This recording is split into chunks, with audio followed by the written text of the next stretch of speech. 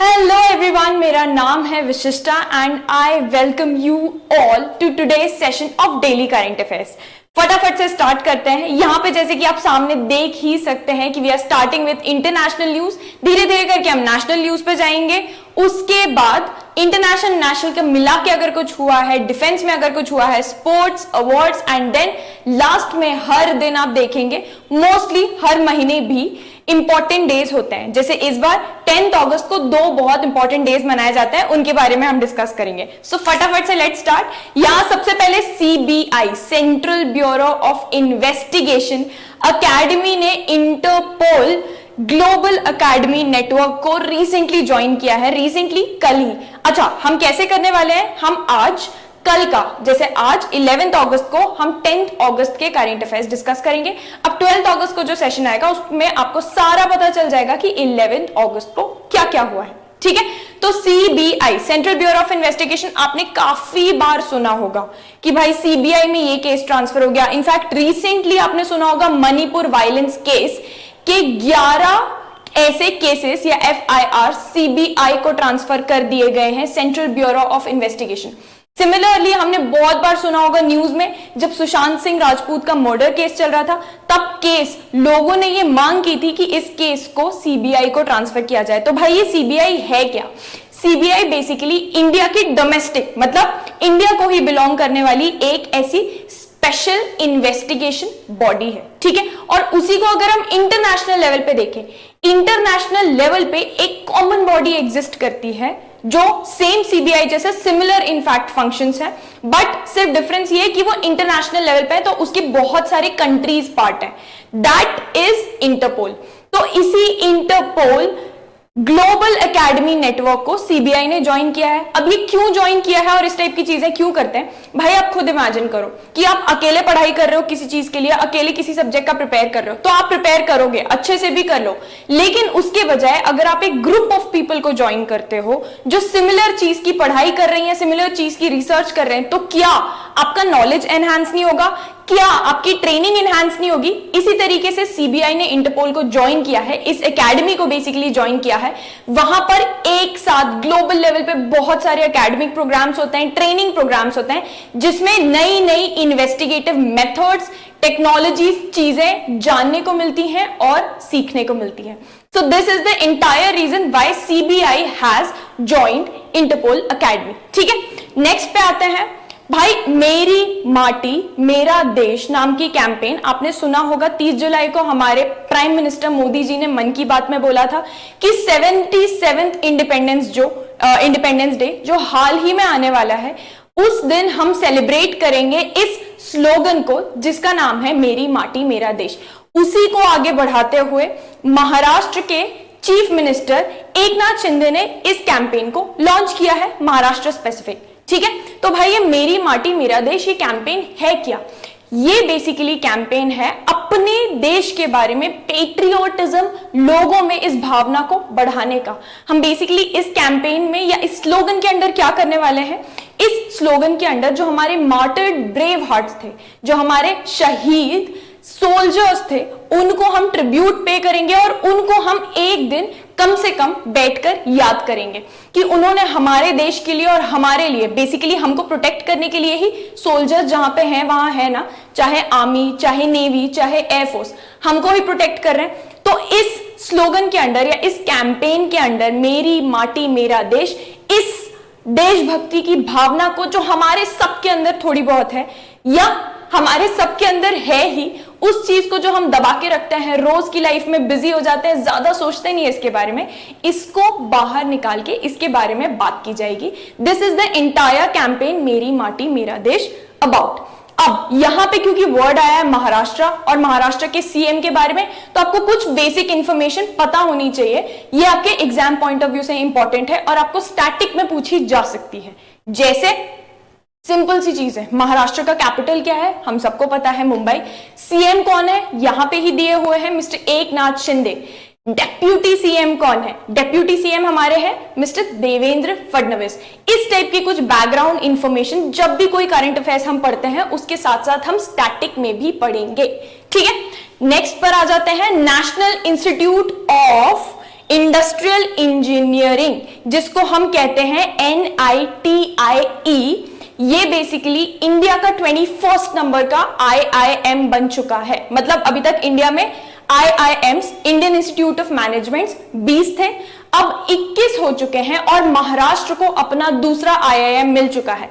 एक already IIM exist करता है, IIM नागपुर, सुना होगा, देखा भी होगा कई सारे लोगों ने। इसके अलावा सेकंड नंबर पे एक और, क्योंकि ये जो इंस्टीट्यूट है NITIE, national institute of industrial engineering, इसको अब मैनेजमेंट इंस्टीट्यूट या फिर इसको IIM घोषित कर दिया गया है। रादर जैसे IIM को हमेशा आप जगह के नाम से जानते हैं, आप IIM अहमदाबाद बोलते हैं, IIM इंदौर बोलते हैं, इसको बोला जाएगा IIM मुंबई। सो IIM मुंबई के नाम से इसको डेजिग्नेट किया गया है। इंडिया का ये कौन-से नंबर का IIM है? 21st नंबर का। महाराष्ट्र में ये कौन-से नंबर का है? ऑलरेडी एक IIM नागपुर एग्जिस्ट करता था, तो महाराष्ट्र में ये दूसरे नंबर का IIM है। अब नेशनल इंस्टीट्यूट रैंकिंग फ्रेमवर्क, जैसे कि आप यहां नीचे देख सकते हैं, ये हर साल रिलीज की जाती है, जिसमें अलग अलग कैटेगरीज के इंस्टीट्यूशंस की कुछ क्राइटेरियाज पे बेस्ड, कुछ स्कोर्स पे बेस्ड, जैसे कि placement is also a criteria, academic research is also a criteria, इस तरीके के क्राइटेरियाज को यूज करके इनकी इंस्टीट्यूट्स की रैंकिंग निकाली जाती है। उससे आपको पता चलता है अच्छा कौन सा इंस्टीट्यूट कितना ज्यादा अच्छा कर रहा है अपनी फील्ड में या अपने सब्जेक्ट मैटर में। तो मैनेजमेंट की कैटेगरी में NITIE की रैंकिंग 7th आती है 2023 की लेटेस्ट NIRF रैंकिंग के हिसाब से। बहुत बार एग्जाम में आपसे NIRF रैंकिंग पूछ ली जाती है, तो हम यहां बात कर रहे हैं मैनेजमेंट कैटेगरी के इंस्टीट्यूट्स के बारे में। इसी तरीके से इंजीनियरिंग, मेडिकल, लॉ, अलग अलग इंस्टीट्यूट्स के कैटेगरीज की अलग अलग रैंकिंग्स निकालते हैं। कौन निकालता है रैंकिंग? NIRF। तो यहां पे जिस इंस्टीट्यूट को डिक्लेयर किया गया है कि IIM मुंबई है अब से ये, उनकी NIRF रैंकिंग काफी ज्यादा अच्छी है, टॉप 10 में आते हैं वो मैनेजमेंट की कैटेगरी में। उनकी रैंक क्या है? It's 7th। ओके, नेक्स्ट भाई, very very very interesting news. India ने बोला है कि हम ब्रिक्स स्टार्टअप फोरम लॉन्च करेंगे। कोई भी फोरम क्या होता है? बेसिकली आप कहीं भी देखना, किसी भी चीज से रिलेटेड फोरम होता है, मूवीज से रिलेटेड तक फोरम होता है। एक कॉमन प्लेटफॉर्म जहां पे सारे लोग जो कॉमन इंटरेस्ट होल्ड करते हैं या सिमिलर चीज पे इंटरेस्ट रखते हैं, वहां जाकर बात कर सकते हैं, आइडियाज, नॉलेज एक्सचेंज कर सकते हैं। इंडिया यहां पे क्या लॉन्च करने की बात कर रहा है? BRICS startup forum. तो ये ब्रिक्स स्टार्टअप फोरम क्या है? ब्रिक्स में सबसे पहले समझते हैं। ब्रिक्स एक ऑर्गेनाइजेशन है जो कि 5 कंट्रीज को मिलकर बनाई जाती है, BRICS। और आपको इन 5 कंट्रीज का नाम बहुत आसानी से याद रह जाएगा, क्योंकि इस शॉर्ट फॉर्म में ही सारे कंट्रीज के नाम है। B for Brazil, R for Russia, I for India, हम भी उसका पार्ट है, C for China and S for south Africa. ये 5 कंट्री ब्रिक्स में है। अब आप रिसेंट न्यूज में देखेंगे और हम आगे भी आने वाले न्यूज में ये डिस्कस करेंगे कि बहुत सारे कंट्रीज, ऑलमोस्ट 40 से ज्यादा कंट्रीज ट्राई कर रहे हैं काफी टाइम से ब्रिक्स का पार्ट बनने का, क्योंकि ये बहुत इलीट ऑर्गेनाइजेशन है और बहुत बड़े लेवल पे डेवलपमेंट के लिए काम करती है ये। रिसेंटली अल्जीरिया ने भी इंटरेस्ट शो किया है, ब्रिक्स बैंक का वो पार्ट बनना चाहते हैं। ब्रिक्स बैंक ग्रुप एक होता है, उसका पार्ट बनना चाहते हैं। मे भी कंसिडर किया जाए, मे भी नहीं।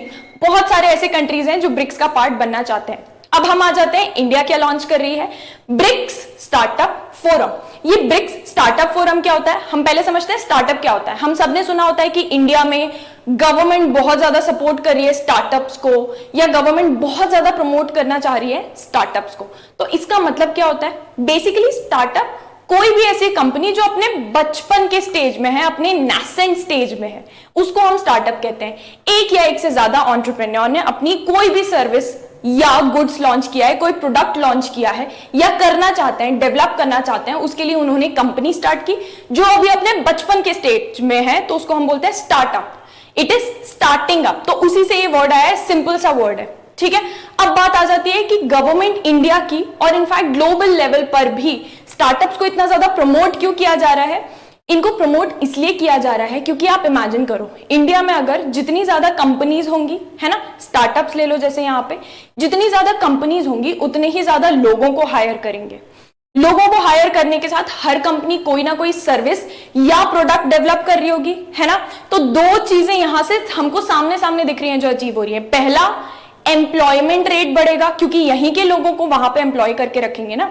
और दूसरा, प्रोडक्ट या सर्विस डेवलप करेंगे तो बहुत सारे ऐसे जब प्रोडक्ट्स डेवलप हो जाएंगे तो हमको कम से कम डिपेंड करना पड़ेगा प्रोडक्ट्स को इंपोर्ट करने के लिए। जैसे अभी हम बात करते हैं, बहुत सारे स्टार्टअप्स ड्रोन्स पे फोकस कर रहे हैं। Drones is the new upcoming technology, हर जगह यूज किया जा रहा है, चाहे पुलिस से लेके एग्रीकल्चर तक चले जाएं।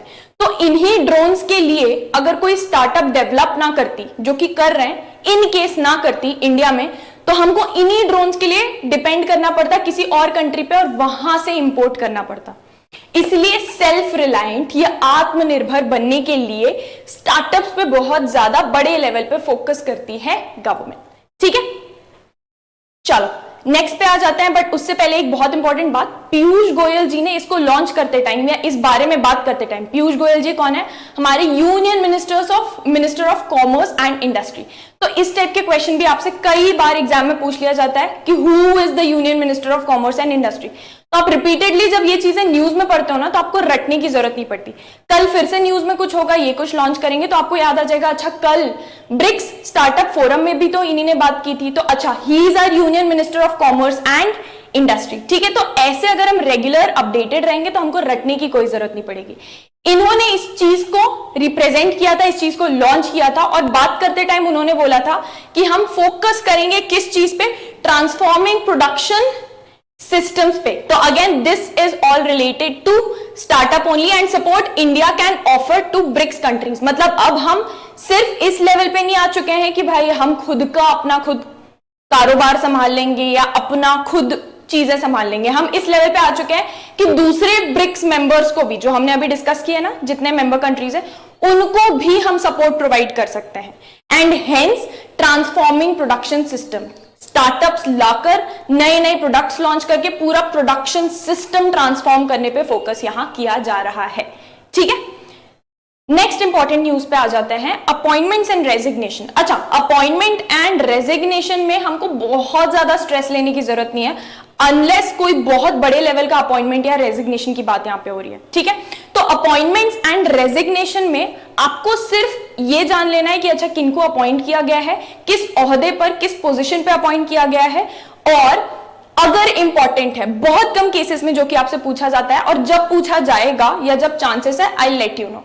कभी कभी ऐसे पूछा जा सकता है कि अच्छा इनको अपॉइंट किया गया है तो इनको किसके जगह रखा गया है ना? तो वो जब इन केस ऐसी चीज इंपॉर्टेंट होगी तो definitely I let you know.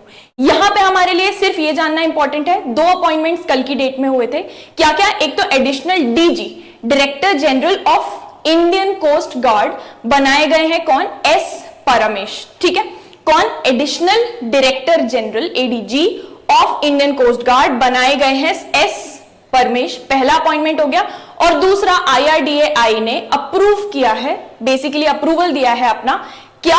SBI life insurance company के नए MD और CEO बनाने के लिए, नए MD मैनेजिंग डायरेक्टर और CEO बनाने के लिए SBI लाइफ इंश्योरेंस कंपनी के कौन बनने वाले हैं? ये हैं मिस्टर अमित झिंगरन। ठीक है, तो 2 इंपॉर्टेंट अपॉइंटमेंट्स हुए हैं। अगेन आपको नाम सुन के बहुत ऐसा लगता है कि ओ माय गॉड याद कैसे रखूंगी, बट आप धीरे धीरे करके जब रिवाइज करोगे और इस चीज पे एक ही चीज को बार बार पढ़ोगे ना, तो हमको खुद को अपने दिमाग की कैपेबिलिटी का नहीं पता होता। वहां हम MCQ में देखेंगे, हमको तुरंत याद आ जाएगा कि अच्छा हमने SBI लाइफ के बारे में कुछ सुना था, वहां पे मिस्टर अमित झिंगरन के बारे में लिखा हुआ था, तो वो नाम या सरनेम से ऑटोमेटिकली आपको याद आ जाएगा। आपको कुछ नहीं करना है, आपको सिर्फ और सिर्फ रिवाइज करना है। ठीक है, नेक्स्ट आ जाते हैं, डिफेंस मिनिस्ट्री स्विच करने वाली है। ये बहुत ही इंपॉर्टेंट न्यूज है and this is again related to something that is recently happened. क्या? पहले तो डिफेंस मिनिस्ट्री स्विच कर रही है। विंडोज जो हम यहाँ पे ऑपरेटिंग सिस्टम मेरे लैपटॉप पर भी है, विंडोज होता है ना जनरली, या फिर आपके पास एप्पल है तो iOS होगा आपके पास, उस विंडोज से वो शिफ्ट करने वाली है लोकली डेवलप्ड, मतलब इंडिया में ही डेवलप्ड एक ऑपरेटिंग सिस्टम जिसका नाम है माया। डिफेंस शिफ्ट कर रही है। ठीक है, पूरा का पूरा अपना अब वो सर्च इंजन या सारा का सारा सेटअप, ऑपरेटिंग सिस्टम जो पूरा बैकग्राउंड में काम करता है, वो पूरा का पूरा उठाकर अपना विंडोज से ट्रांसफर कर रहे हैं माया। तो पहले तो हमारे लिए नाम इंपॉर्टेंट हो गया। आपसे पूछा जा सकता है कि उसका नाम क्या है, जो लोकली डेवलप्ड ऑपरेटिंग सिस्टम है। अब ये क्यों किया जा रहा है? रिसेंटली आपने न्यूज में सुना होगा, हो सकता है, एक मैलवेयर के बारे में, रादर रैंसमवेयर उसको बोला जा सकता है, उसके बारे में, एक तरीके का वायरस ही है ये, उसका नाम था अकीरा। ठीक है, ये विंडोज खासतौर पे जिनके पास विंडोज ऑपरेटिंग सिस्टम है ना, उनके सिस्टम को अटैक कर रहा था और उसके बाद सारा का सारा डेटा आपका निकाल कर और आपको ही ब्लैकमेल किया जाता है कि अगर अपना डेटा वापस चाहिए तो हमको इतनी रकम पे करिए, इसलिए हेंस रैंसमवेयर। अब हम आम नागरिक तो ठीक है, हमारा क्या डेटा होगा, बैंक डिटेल्स होगा, ये सब होगा। डिफेंस इमेजिन करो हमारी कंट्री का, अगर हमारे डिफेंस का डेटा किसी के पास चला जाता है तो कितना ज्यादा बड़े लेवल पे नेशनल सिक्योरिटी थ्रेट साबित हो सकती है ये चीज। इसलिए जितना जल्दी हो सके, इस न्यूज को मुश्किल से 2 हफ्ते हुए होंगे अकीरा को फेमस हुए या उसके बारे में न्यूज फैले हुए, और डिफेंस ने फटाक से अपना सारा का सारा फंक्शनैलिटी उठाकर विंडोज से लोकली डेवलप्ड कोई चीज है तो ऑब्वियसली भरोसे की होगी, उन्हीं के आंखों के सामने डेवलप हुई है, 6 महीने के अंदर डेवलप हुई है, सारा का सारा सिस्टम शिफ्ट कर दिया है ऑपरेटिंग सिस्टम जिसका नाम है माया पर। ठीक है, उसको प्रॉपरली वेट किया गया है, इट हैज बीन वेटेड, मतलब it has been gone through many test, हर तरीके से उसको फुल प्रूफ बनाया गया है और फिर सारा का सारा फंक्शनैलिटी शिफ्ट किया गया है। नेक्स्ट भाई, ये PASEX बेसिकली पैसेज एक्सरसाइज, उसका फुल फॉर्म है PASSEX, पैसेज एक्सरसाइज परफॉर्म की गई है, जिसमें इंडियन नेवी के साइड से INS Chennai, Indian naval ship Chennai ने पार्टिसिपेट किया था, किन के साथ, रॉयल सऊदी नेवल शिप के साथ, उनका नाम था HMS अल जुबैल। और ये पूरी की पूरी एक्सरसाइज कहां पे हुई है, ये एक्सरसाइज हुई थी रेड सी में। अब मैं ब्रीफली बता देती हूँ कि इस टाइप की एक्सरसाइजेस होती क्यों हैं। ये भाई देखो, कई बार वॉर छिड़ गया तो बहुत सारी कंट्रीज को साथ में मिलकर करना पड़ता है डिफेंड, एक पॉइंट ये हो गया। और दूसरा, अगर कहीं पे बहुत बड़े लेवल पे कुछ ऐसे ह्यूमैनिटेरियन क्राइसिस आ गई किसी भी रीजन से, चाहे वहां अटैक हो गया या कुछ नेचुरल डिजास्टर आ गया जैसे कि tsunami, flood, all that, humanitarian relief, इन सब के लिए कई बार कंट्रीज की नेवी को, आर्मी को, इवन एयरफोर्स को साथ में आना पड़ता है काम करने के लिए। अब बहुत छोटा सा एग्जाम्पल से मैं बताती हूँ, आप क्या अपने फ्रेंड के साथ डांस कर सकते हो या परफॉर्मेंस दे सकते हो डांस विदाउट कोरियोग्राफिंग इट या विदाउट प्रैक्टिसिंग टुगेदर? नहीं कर सकते। इसी तरीके से इंडिया की जो नेवी या कोई भी कंट्रीज की नेवी, आर्मी, एयरफोर्स साथ में मिलकर सडनली ऑफ यूज नहीं हो सकते, सडनली वॉर में साथ में नहीं लड़ सकते या सडनली ह्यूमैनिटेरियन रिलीफ के लिए साथ में जाके इफेक्टिवली काम नहीं कर सकते अगर उन्होंने साथ में एक्सरसाइज नहीं किया, साथ में प्रैक्टिस नहीं किया, उनको आता ही नहीं है कि अच्छा ये लोग कैसे फंक्शन करते हैं और हम कैसे फंक्शन करते हैं और हम एक दूसरे के साथ किस तरीके से इफेक्टिवली काम कर सकते हैं, उनको आता ही नहीं है अगर, तो वो कैसे परफॉर्म कर पाएंगे।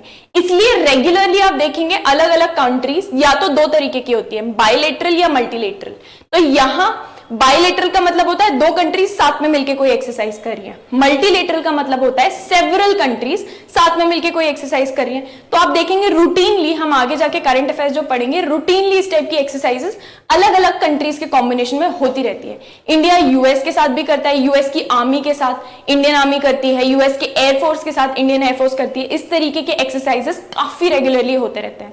आपसे क्वेश्चन पूछा जा सकता है और पूछा भी गया है कि इस एक्सरसाइज का नाम क्या है, या एक्सरसाइज का नाम बता देंगे और आपसे पूछा जाएगा कि इसमें कौन कौन सी कंट्रीज ने पार्टिसिपेट किया था या इंडिया के साथ किस कंट्री ने पार्टिसिपेट किया था। नेक्स्ट भाई, वेरी इंपॉर्टेंट, हमारे नीरज चोपड़ा जी सब लोग ही जानते हैं उनको, javelin thrower.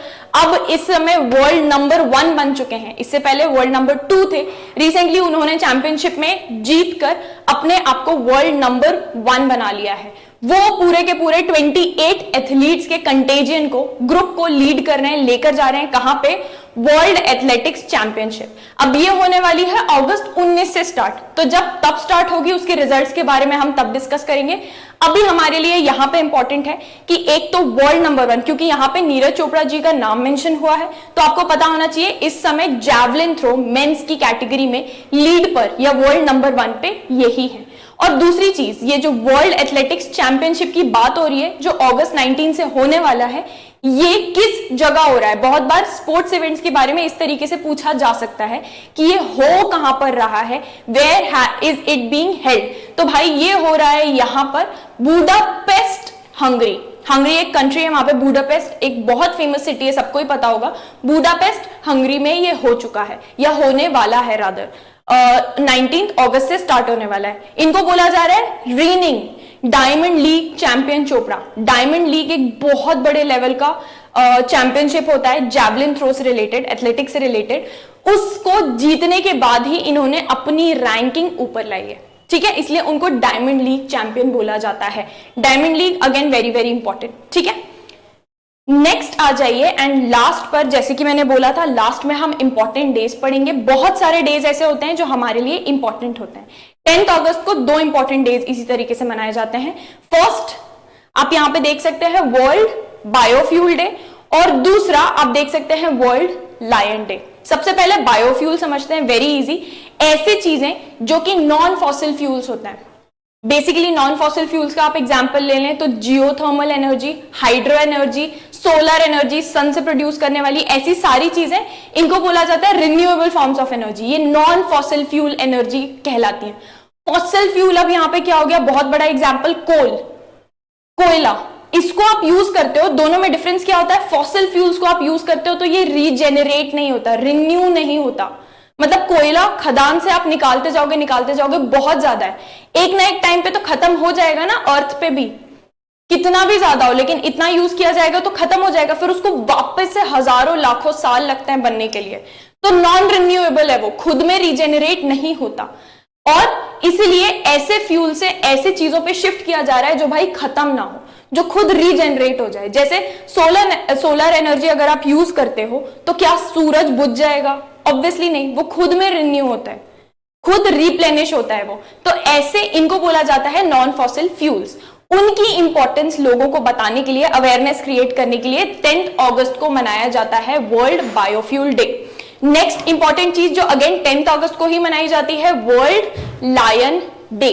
Lion day again इसी चीज के बारे में इंपॉर्टेंस फैलाने के लिए, क्योंकि आप देखेंगे वाइल्ड कैट्स, चाहे लायन, टाइगर, इवन चीता, इंडिया में तो इनकी पॉपुलेशन कितनी ज्यादा डिक्लाइन हो चुकी है। इनका IUCN स्टेटस बहुत ज्यादा या तो एंडेंजर्ड या कुछ कुछ का तो एक्सटिंक्ट भी है ना। तो इसलिए वर्ल्ड लायन डे मनाया जाता है, सिर्फ इसी चीज के बारे में अवेयरनेस फैलाने के लिए कि लायंस नेचुरल हैबिटेट के लिए, हमारी जो पूरी फूड चेन चलती है उसके लिए कितने ज्यादा इंपॉर्टेंट होते हैं। अब इंडिया की बात करें, इंडिया में अगर आपको लायन देखना है ना तो आप सिर्फ एक स्टेट जा सकते हैं, गुजरात। वहां पे गिर नेशनल पार्क जो है, सिर्फ वहीं पे आपको एशियाटिक लायंस अब मिल पाएंगे। एक टाइम पे इंडिया में बहुत, ऑलमोस्ट पूरे इंडिया में फैले हुए थे, बट अब सिर्फ एक जगह, और वहां पे भी क्यों पाए जाते हैं, क्योंकि उनको प्रॉपरली गार्ड के साथ प्रोटेक्ट किया जाता है, सिर्फ इसलिए। तो इतने बड़े लेवल पे उनको हंट किया गया कि पूरे के पूरे कंट्री में सिर्फ एक स्टेट में पाए जाते हैं। और इतनी खराब हालत है कि आप एशिया में चले जाएं तो एशिया में मुश्किल से 2 या 3 कंट्रीज से ज्यादा आपको नहीं मिलेंगे एशियाटिक लायन। हेंस ऐसे डेज डिक्लेयर करने की जरूरत होती है ताकि लोगों में उस दिन, अब आप न्यूज़पेपर खोलोगे, मैगजीन खोलोगे या करंट अफेयर्स का सेशन ही देख लोगे तो आपको पता चलेगा ना वर्ल्ड लायन डे 10 अगस्त, तो आपके दिमाग में कुछ एक अवेयरनेस क्रिएट तो होगी। कानों में शब्द जाने से भी अवेयरनेस क्रिएट होती है, और यही पूरा पॉइंट होता है किसी एक दिन को as a particular day declare करने का, इवन फ्रेंडशिप्स डे। ठीक है, चलो, thank you for joining me for today's session. हम वापस से मिलते हैं कल सेम तरीके से। आज जो हुआ है 11 अगस्त को, वो हम 12th को डिस्कस करेंगे। ये सारे सेशंस आपको सुबह ठीक 10:30 बजे YouTube चैनल पे हमारे yes academy for CS and law पे मिल जाएगा, या सीधा YouTube पे आप यस एकेडमी डालिए, करंट अफेयर्स सेशन डालिए और ये आपको सीधे मिल जाएंगे। I will see you guys again tomorrow.